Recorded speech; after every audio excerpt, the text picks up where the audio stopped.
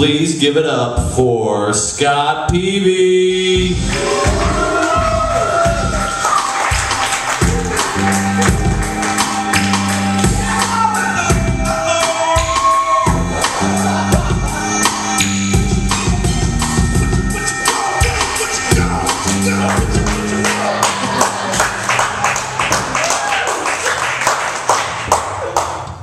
So you guys know that guy, huh?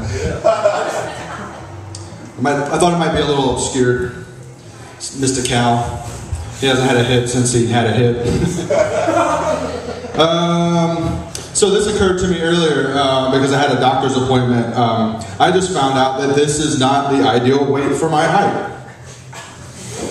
I'm 32. I just found that out.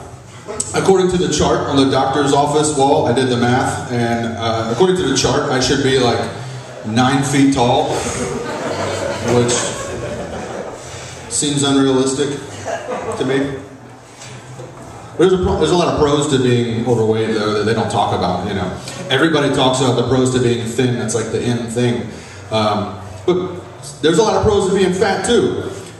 And people don't talk about it enough, so here we go. First off, no one ever thinks that I'm bulimic. I'm like, if anything, I have an above average view of eating, so that's awesome. No one ever asked me to run and grab that real quick. Nothing about me says fast. Fleet of foot. No one ever says, hey, would you climb up there and grab that? Yeah, right, yeah. I'm gonna climb and fall and smash both my legs, and then are you gonna drive me to the hospital? No, you couldn't get me in your car, so. Climb up there and grab your own thing. But my favorite, though, is we get asked, you want the rest of this? We do, we totally do. I'll take the rest of those fries, yeah, I'll take that pizza with me. Slide that cake over here, I'll finish that. Beer, people let us finish their beer all the time. Like, well, you're fat, you like to eat. Probably like to drink too, I guess. Here you go, fat guy, have the rest of my beer. Yes, sir. You're welcome. Interesting fact, I just found this out. You know, dubstep, you know, the music dubstep, that wah wah wah, you know. Turns out dubstep was invented by DJ Parkinson's. Yeah.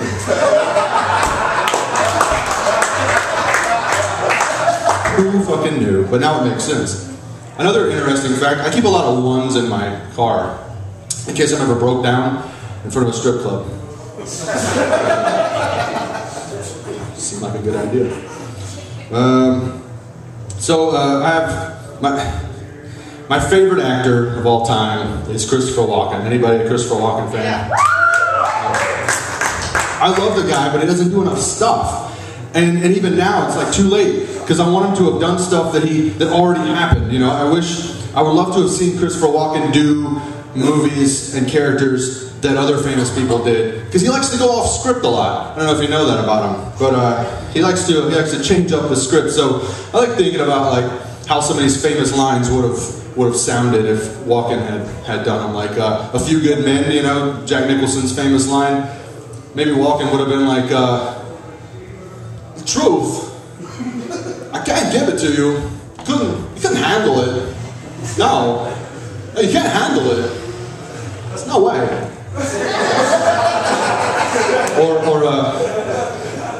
Or the new, you know, Dark Knight with Heath Ledger. I wish Walken had played Joker. Imagine that.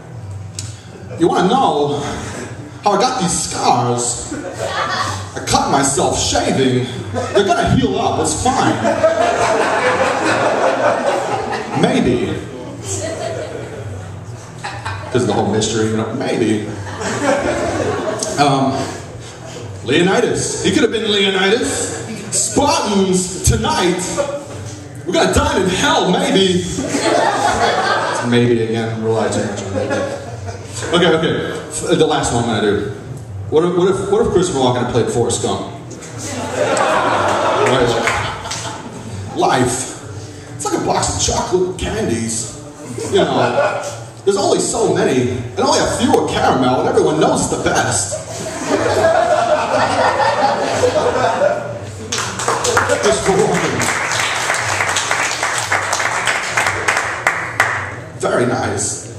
So I work at a pawn shop here in town, which is cool these days, because like there's pawn shop shows. Before pawn shop TV shows, no one knew what the fuck a pawn shop was. Everybody thought you could go trade like a Rolex for a gun under the counter with no paperwork, which we would do from time to time, but that's all anyone knew about pawn shops until these TV shows. And well, first off, I don't really appreciate the fact that since the word pawn and the word porn kind of sound alike, that's the theme for any pawn shop show. There's Pawn Stars, okay, that's clearly porn stars. Then Hardcore Pawn came out, okay, now it's really obvious.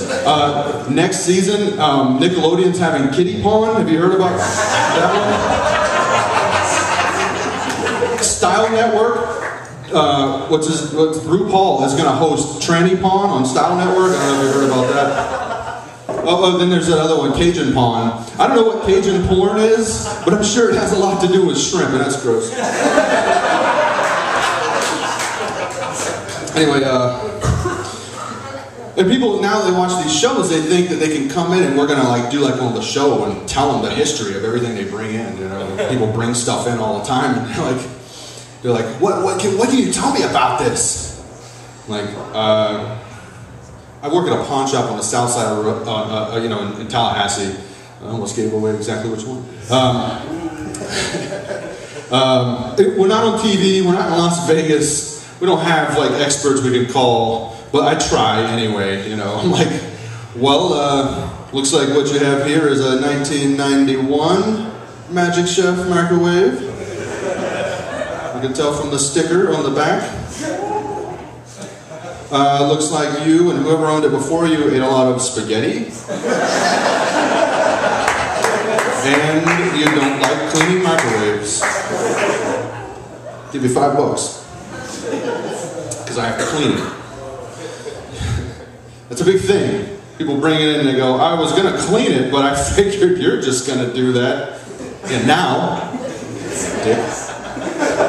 Also, working at a pawn shop on the south side of Tallahassee is a lot like working at, I would imagine, a retirement home for the deaf. Here's why.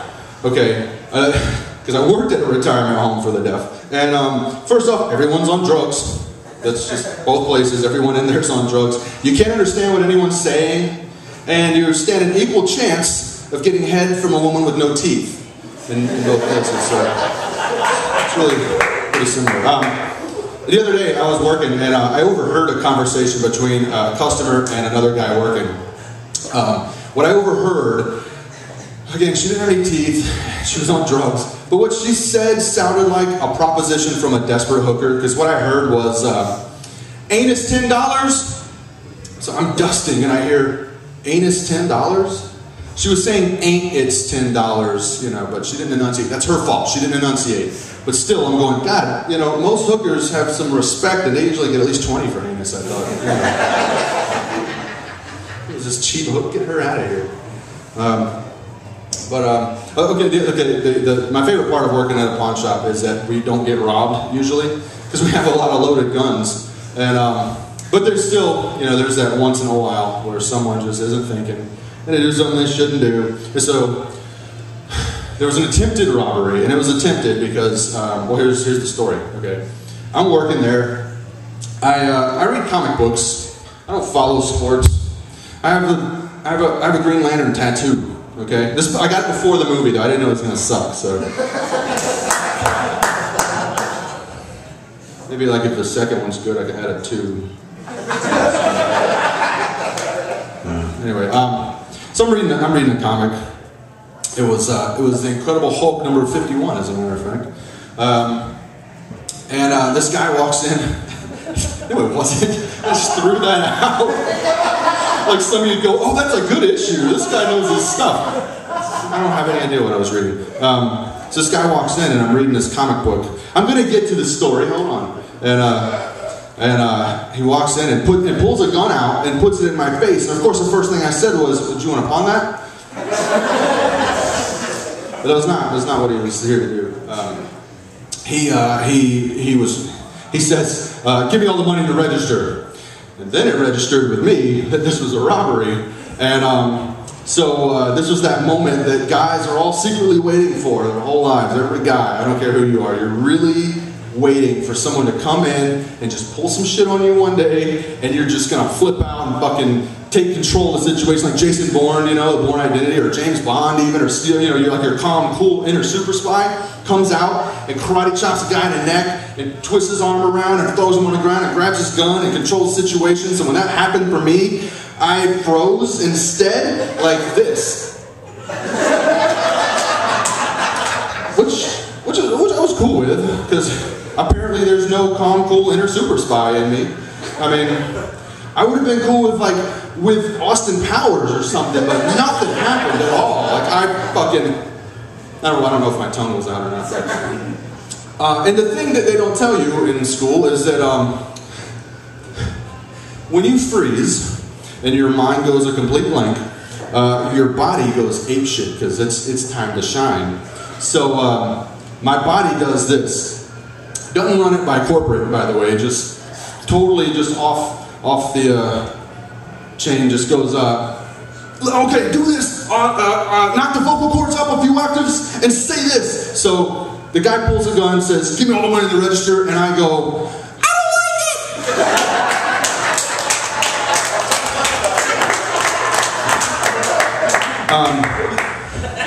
it." Element of surprise, I think, is what I was going for. But fuck you all for laughing, because it worked. He dropped the gun, so thank you very much. He dropped the gun, grabbed it, and ran off. And the other guy working comes around the counter to me, and he's all grins. He's, dude, what the fuck?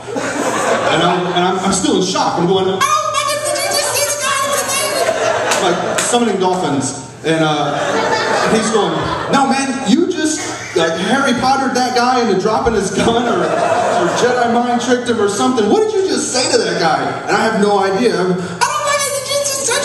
jazz hands, man. Jazz hands saved my life. I'm Scott Peavy. I love this comedy troupe.